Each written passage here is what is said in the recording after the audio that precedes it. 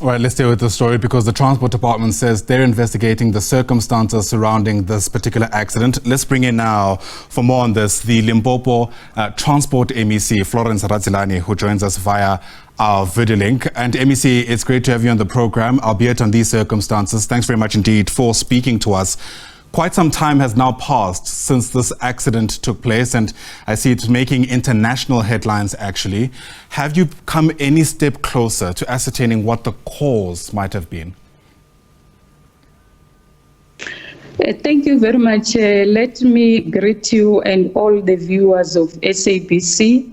Of course, according to the report that we received yesterday together with the minister, it is still alleged that it seems as if the driver of the bus lost control since that road is in a mountainous area. So we will await our officials to conclude the report.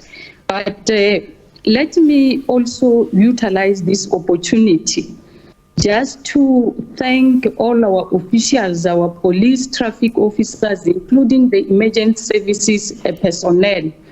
Especially word of thanks goes to Anglo-American, those who make sure that when we had this accident, they rushed to the scene and provided their equipment in assisting to contain the fire.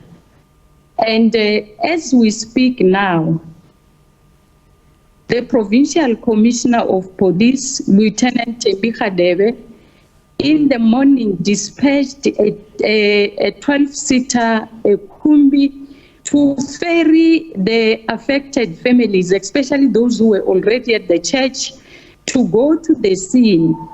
We managed to communicate with MEC for Social Development in the province, MEC Nandindalan. As we speak now, 10 social workers have been arranged to be at Evelyn Lehanyane clinics. So when the families return from the scene, they will be attended for counseling because indeed, as the MEC for Health was indicating, this is a very traumatizing situation. And as Limpopo provincial government, under the stewardship of our Premier Chopu Stanley Matavata, we also want to send our heartfelt condolences to the affected families and the government of Botswana. Thank you.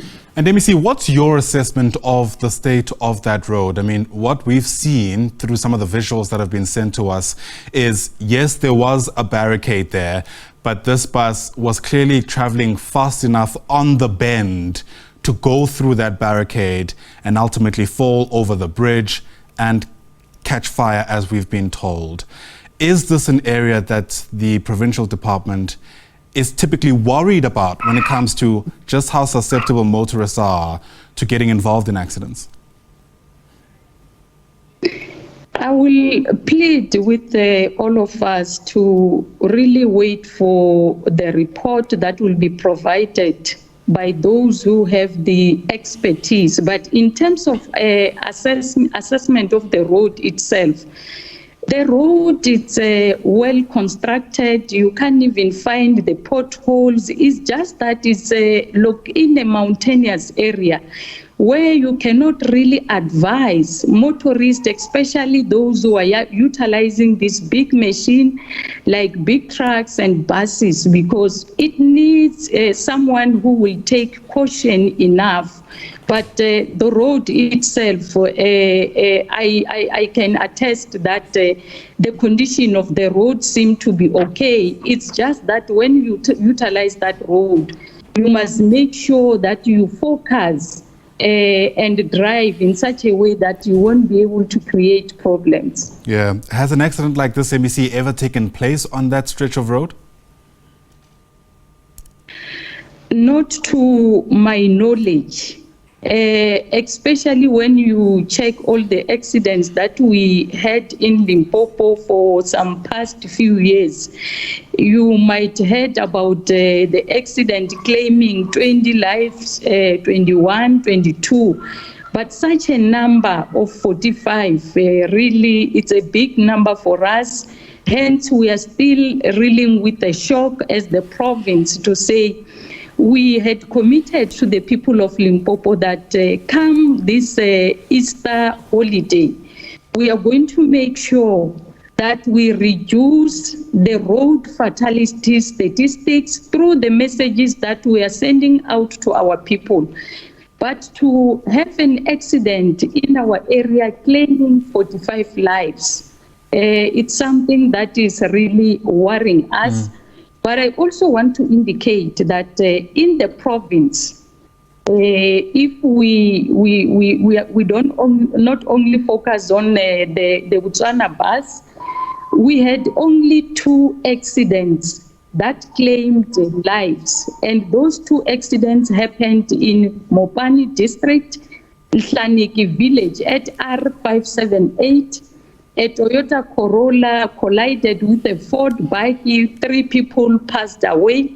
And then the other accident happened at R81, that's your Pulukwani Muketi up to Giyani at Zingi area, and 1 male passed on. So those are the only accidents that we have, because through our messages, we are able to communicate with motorists, all the stakeholders, that let's take issues of safety to be individual and collective responsibility. Right. Thank you. Yeah, and MEC, if my math is anything to go by, that means Limpopo, as it currently stands, is sitting with 49 deaths so far, and the Easter long weekend has only just started.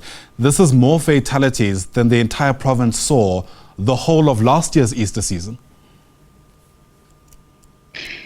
You are very much correct, because if we go to the road fatality statistics for last year, during this time of the year, we were sitting around 35. Hence, I'm saying our commitment was to say we are going to reduce that number. So unfortunately, right now, like you are saying, we are already at 49, and we are still left with some few days to go.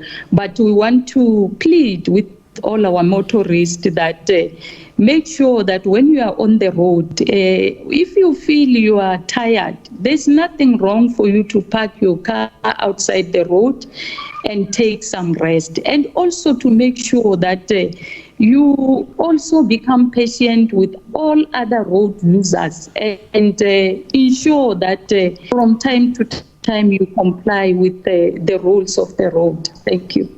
Right. Transport MEC in Limpopo is Florence Radzilani. MEC, thanks very much indeed for your time. A story, of course, still developing, and we'll get you any more updates as soon as they're confirmed.